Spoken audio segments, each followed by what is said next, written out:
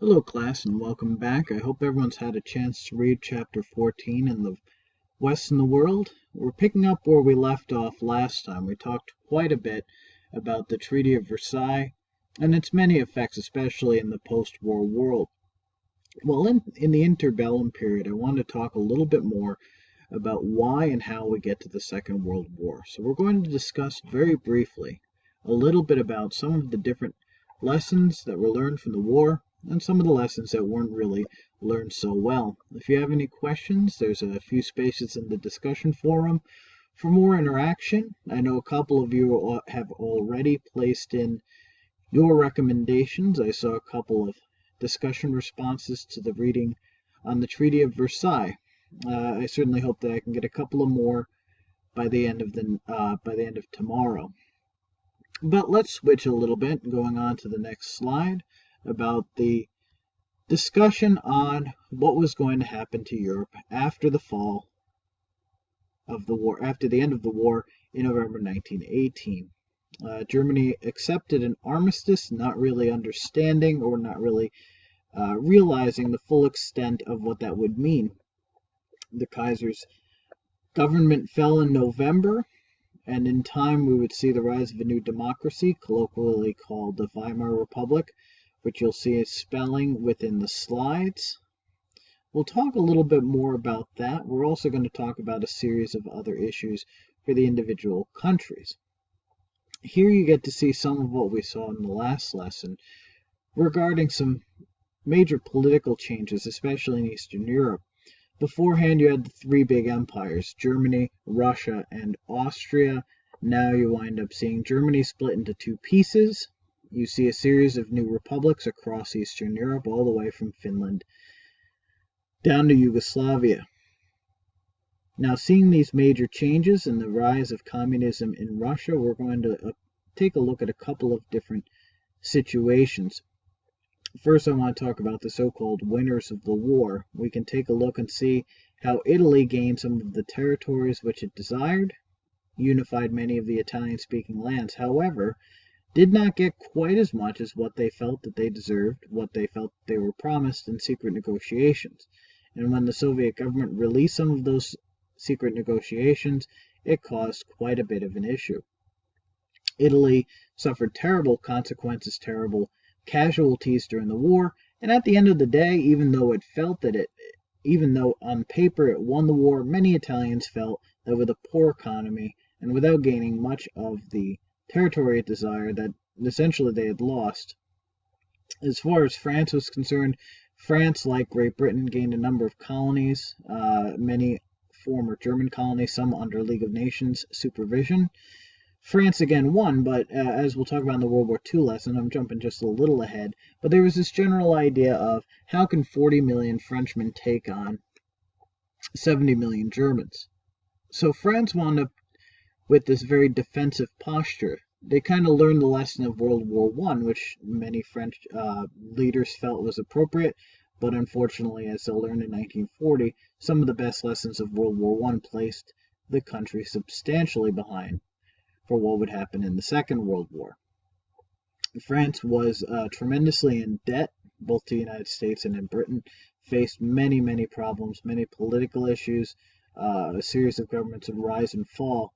For Great Britain, even though it did not face the severe political changes that France did, Britain was also in debt.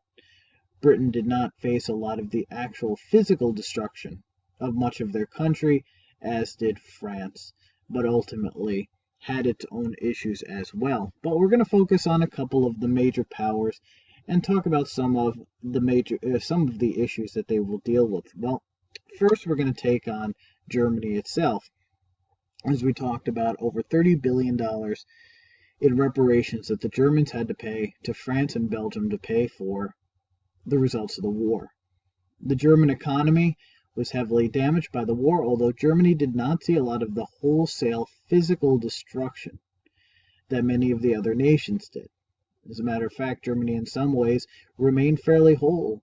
Germany did not lose enormous chunks of land during the war. Germany did not face immense loss of population.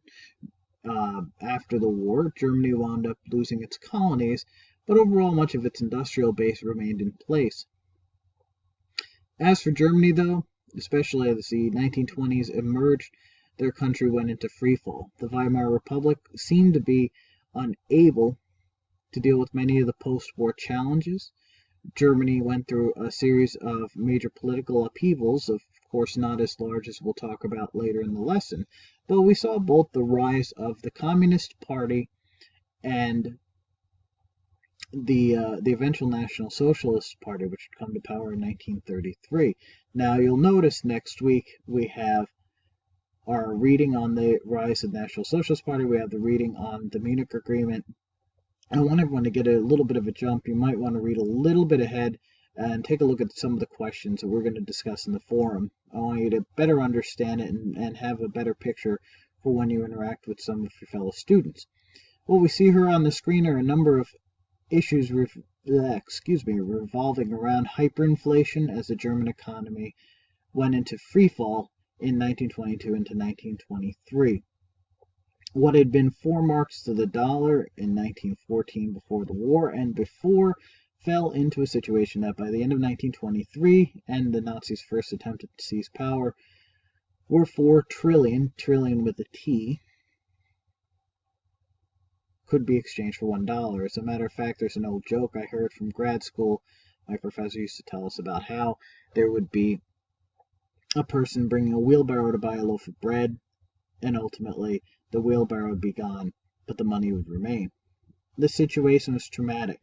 Many within Germany blamed the Treaty of Versailles, many blamed the Versailles leaders, and many, as we talked about last time, including the National Socialist Party, the Nazi Party, and its leader Adolf Hitler, blamed it on this idea of a stab in the back, that ultimately many of the political leaders of the country, and in most cases that version were the Jewish leaders of the country, were falsely accused of robbing Germany a victory that it gained on the battlefield.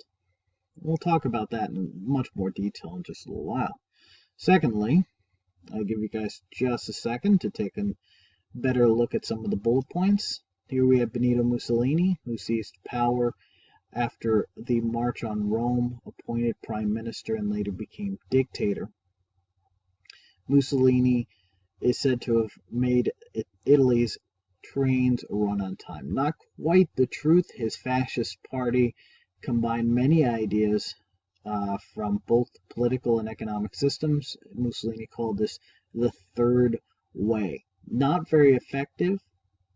Didn't really work anywhere near as well as Mussolini desired. He set up his country to try and build up political and military prestige, but instead wound up often failing. Italy gained numerical strength in the air, in their navy, but ultimately, just like in the First World War, Italy faced many issues fighting the Second, and Mussolini's attempts to put itself between the Allies and Germany before joining the Axis powers ultimately resulted in failure. Many of Mussolini's geopolitical exploits, as we'll talk about later in the lesson, ultimately did not work anywhere near as well as he desired. On top of that, we see the Soviet Union finally getting on its feet. Lenin ended the policy of war communism, money was reestablished, and here you face Lenin, Trotsky, and Stalin attempting to build a country that was wrecked by war, and as we talked about last time, by 1918 saw an economic potential of just 12% of its pre-war value. And as Stalin would say later, the Soviet Union was already 100 years behind the West. And here they are even further with the destruction of the Russian Civil War, World War I, migration. Not only the 2 to 4 million people that died in World War I, but also millions more that died in the Civil War and a million that fled the rise of communism. So the Bolshevik Party, the communists, now had to deal with how to properly set up a country in a state where it's never been done before. There's not really much of a precedent here for the Soviets to work on building the country. On top of that, the immense struggle of the post-war years, famine, other issues. So Lenin introduced some elements of capitalism, as we can see below. I want to save some of this for our discussion later on. If everyone gets a chance, by the end of tomorrow, I would like you to add a little bit to the wiki page about the rise of the Soviet Union. If you want to wait for the optional wiki later on the causes of the Second World War, feel free. If you have any comments, I'll be on between 10 and midnight tonight. Let me know what's on your mind. I'll be available. Feel free to send me an email if you can't get me on Blackboard. All right, I'll see you guys tomorrow.